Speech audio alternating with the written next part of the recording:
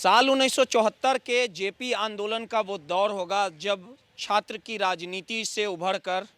लालू यादव ने जेपी के आंदोलन में अपना हाथ बढ़ाया और देखते ही देखते बिहार की राजनीति के सर्वोसर्वा लालू यादव हो गए। लालू यादव को कई नामों से पुकारा गया, गरीबों का मसीहा, राजनीति का पुरोधा और किंग मेकर के नाम से लालू यादव की पहचान हुई। लालू यादव को उनके विरोधियों ने यह भी तक माना कि लालू यादव जो चाहेंगे वो करके दिखा देंगे, यानी लालू यादव में वो दमखम रही अपने विरोधियों को धूल चटाना। लालू यादव बखूबी जानते थे, लेकिन वो भी दौर आया जब लालू यादव बिहार की सत्ता पर एक छत्र राज किए और यादवों के बड़े नेता के तौर पे उन्होंने पहचान बनाई। 15 सालों तक बिहार के शासन पर बने रहे, लेकिन कहते हैं कि जिस लालू यादव ने बिहार की जनता के नब्ज को, बिहार की जनता के लगाम को पकड़कर सत्ता के शीर्ष तक पहुँचे, जिस लालू यादव का उदाहरण उनके विरोधी देते थे, यानी उनके विरोधी ये कहते थे कि अगर राजनेता बनना है तो लालू की तरह बनो। उनके एम वाई के समीकरण जो कोर वोटर थे वो लालू के साथ कभी नहीं छोड़ते थे, लेकिन कहते हैं कि समय बलवान होता है। लालू यादव का भी समय ढला, उम्र के उस पड़ाव तक पहुँचे और जिस बिहार की जनता के नब्ज, अपने कोर वोटर और परिवार को लालू साथ लेके चलते थे, वो सब कुछ बिखर गया। जिस अपने विरासत को उन्होंने तेजस्वी के हाथों में सौंपा, जिस विरासत को चलाने की जिम्मेवारी तेजस्वी यादव के हाथों में दी गई, भले ही तेजस्वी की पार्टी यानी आरजेडी 25 सीटों पर सिमटी, जिस अपने विरोधी, अपने जानी दुश्मन भाजपा के नाम पर आरजेडी 15 सालों तक बिहार में शासन रखी, जिस भाजपा से बगावत करके, जिस भाजपा के नाम पर राजनीति करके लालू यादव 15 सालों तक बिहार की सत्ता पर बने रहें, उसी भाजपा के जानी दुश्मन के नाम से लालू यादव को जाना गया। यानी अगर भाजपा को कोई संकट के दौर से गुजर सकता है, अगर भाजपा को कोई जीत की राह से पटकनी दे सकता है, तो वो सिर्फ लालू यादव। जिस भाजपा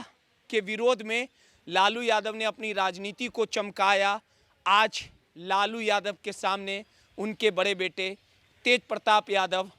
कहीं ना कहीं भाजपा के साथ उनका प्यार पनप रहा है, यानी भाजपा के साथ नज़दीकियाँ बढ़ रही है। पूरी घटना आपको सिलसिलेवार तरीके से बताएंगे और समझाएंगे कि अगर तेज प्रताप यादव की नज़दीकियाँ भाजपा के बड़े नेताओं से पनप रहा है तो आखिर इसके पीछे की वजह क्या है। और ये घटना पहली कोई नहीं है, राजनीति में अमूमन ऐसा कई बार हुआ है। कई ऐसे राजनीति परिवारों के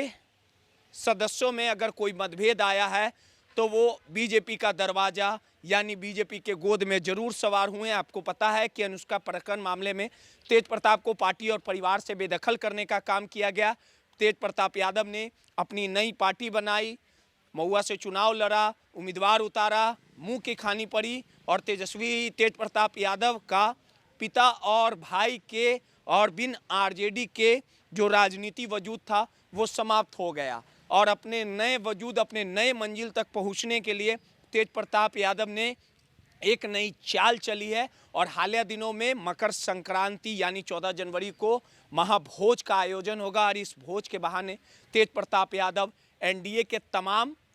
नेताओं के पास जा रहे हैं, उन्हें निमंत्रण दे रहे हैं। विजय सिन्हा हो, संतोष सुमन मांझी के बेटे या दीपक प्रकाश, ये तमाम निमंत्रण देना, निमंत्रण भेजना और अपने पास दावत में बुलाना, ये साफ तौर पे इशारा करता है कि तेज प्रताप यादव अपनी राजनीति राह, अपनी राजनीति मंजिल भाजपा के सहारे पहुंचने के प्रयास में है। आपको पता ही होगा कि जब समाजवादी पार्टी भी टूटी थी तो उनके कई परिवार के सदस्यों ने कहीं ना कहीं अलग राह अपनाई थी और इसी का जीता जागता उदाहरण झारखंड मुक्ति मोर्चा यानी हेमंत सोरेन जब जेल गए थे, उन्होंने चंपई सोरेन को मुख्यमंत्री बनाया था वो काफ़ी खास थे। जब विरोधाभास हुआ तो चंपई सोरेन कहीं ना कहीं साफ तौर पे भाजपा के खेमे में चले गए। उनके परिवार के अन्य लोग, सीता सोरेन की भी बात कर ली जाए तो ये तमाम इस बात के उदाहरण हैं कि अगर जब एक पार्टी का निर्माण होता है और वो पार्टी परिवारवाद की हत्या चढ़ती है और कोई परिवार का कोई मेंबर अधिक चाह रखता है या उन्हें दरकिनार की कोशिश की जाती है तो वो दूसरे राह यानी बीजेपी के सहारे राजनीति के मंजिल को प्राप्त करना चाहता है। कुछ इसी तरह की वस्तुस्थिति लालू के लाल तेज प्रताप यादव के साथ हो रही है और जिस भाजपा के विरोध कर लालू राजनीति करते थे, आज उन्हीं का बेटा तेज प्रताप यादव लालू के सामने भाजपा के नेताओं को निमंत्रण दे रहा है और ये निमंत्रण,